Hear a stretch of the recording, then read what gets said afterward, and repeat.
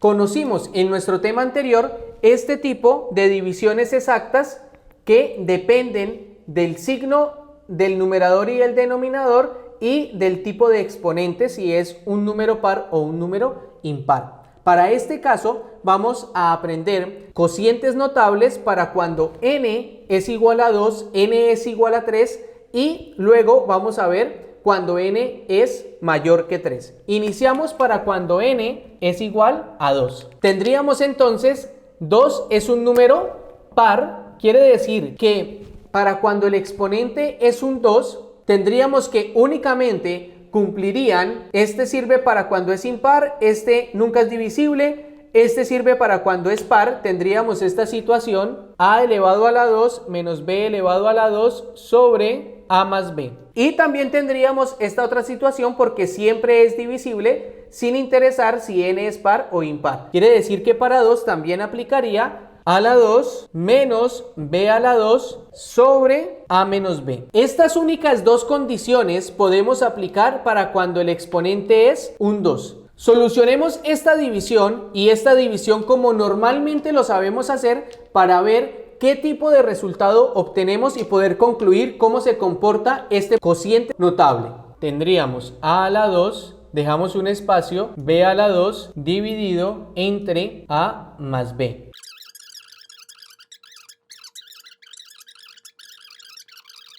Podemos concluir entonces que este cociente me dará como resultado a menos b. De esta forma, la diferencia de los cuadrados de dos cantidades entre la suma de estas cantidades siempre será igual a la diferencia de dichas cantidades. Siempre se comportará de esta forma. Ahora, si tenemos a al cuadrado menos b a la 2 sobre a menos b, solucionemos la división para poder concluir cómo se comportaría este cociente notable.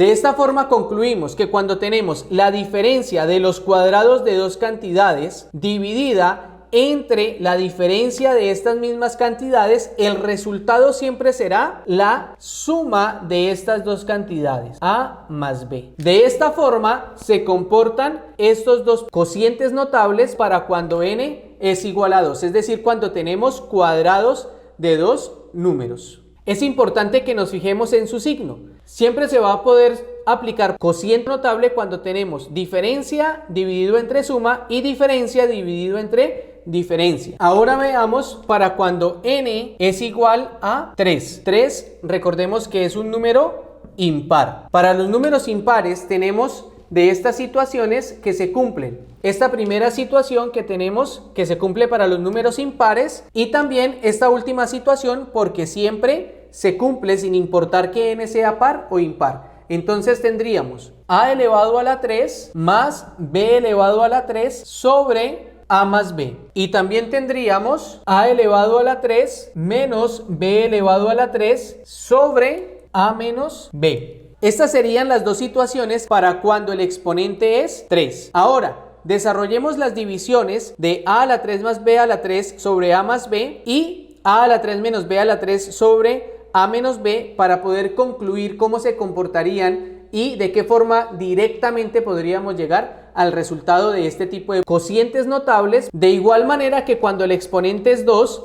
no necesitamos realizar la división, sino que directamente podemos llegar al resultado.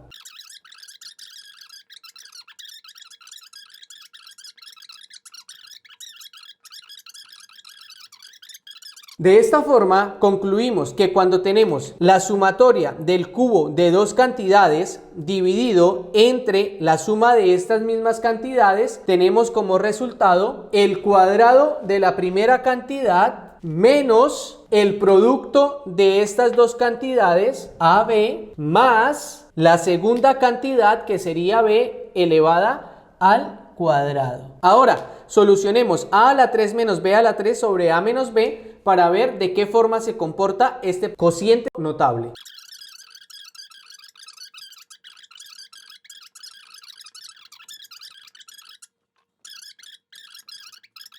De esta manera concluimos que cuando tenemos la diferencia de los cubos de dos cantidades dividida entre la diferencia de estas mismas cantidades, el resultado será simplemente la primera cantidad elevada al cuadrado más la primera por la segunda cantidad más la segunda cantidad elevada al cuadrado. Fíjense algo interesante que podemos concluir de estos cocientes notables, y es que cuando tenemos como denominador la suma de dos cantidades, el resultado, el primer término será positivo y en adelante se empezarán a intercalar los signos menos, más, etcétera. Más, menos, más. Y fíjense que cuando abajo tenemos un signo negativo, todos los términos de la solución de este cociente serán positivos. De esa misma manera podemos ver cuando tenemos el cuadrado de dos cantidades. Cuando está dividido entre la diferencia de esas dos cantidades, el resultado es la suma de esas dos cantidades, y cuando está dividido entre la suma de las dos cantidades,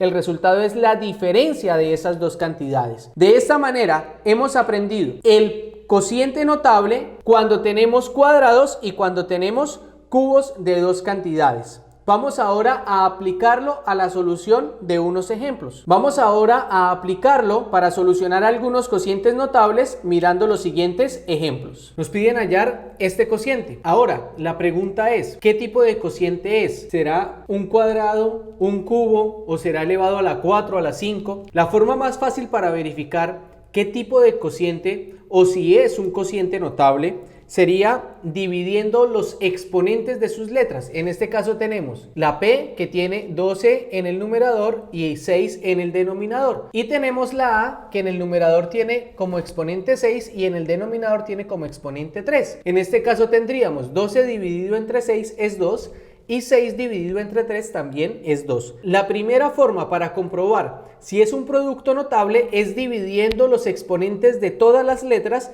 y el resultado de dicha división debe ser el mismo para todas las letras. De esa forma iniciamos corroborando que sea un producto notable. Eso no es lo único que basta para corroborar que sea un producto notable. Ya verificamos que el resultado de esta división es 2, quiere decir que es un cuadrado. En ese caso, ahora, fíjense que las dos cantidades que tenemos en este cociente es 9p elevado a la 6 y 4a elevado a la 3. Son las dos cantidades que vamos a trabajar. Entonces, como sabemos que es el cuadrado, se debe cumplir que 9p a la 6 elevado al cuadrado sea igual a 81p a la 12 y que 4a a la 3 elevado al cuadrado sea 16a a la 6. En este caso, miren que 9 por 9 es 81 y 4 por 4 es 16. Es decir, que es un producto notable, en este caso, el cuadrado de dos cantidades restándose divididos en la suma de esas mismas dos cantidades. En este caso, recuerden que cuando en el denominador tenemos la suma de dos cantidades, el resultado será la resta de esas dos